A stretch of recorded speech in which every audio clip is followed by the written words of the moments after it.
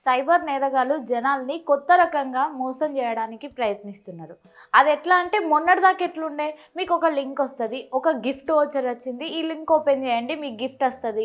మీకు డబ్బులొస్తాయి. ఇట్లాంటి లింకులన్నీ వచ్చాయి కదా!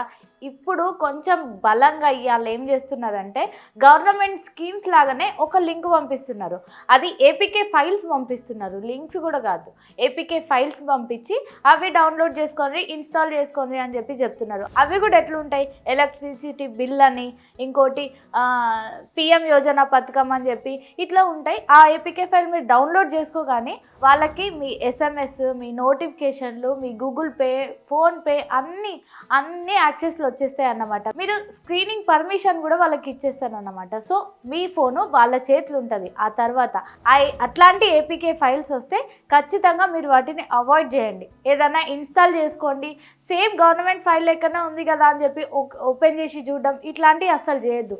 ఓన్లీ గూగుల్ ప్లే స్టోర్లో ఉన్నవి మాత్రమే మీరు ఇన్‌స్టాల్ చేసుకోండి. ఈ మిగతావేవి ఇన్‌స్టాల్ చేసుకోవద్దని హైదరాబాద్ పోలీసులు కరాఖండిగా చెప్పిండ్రు.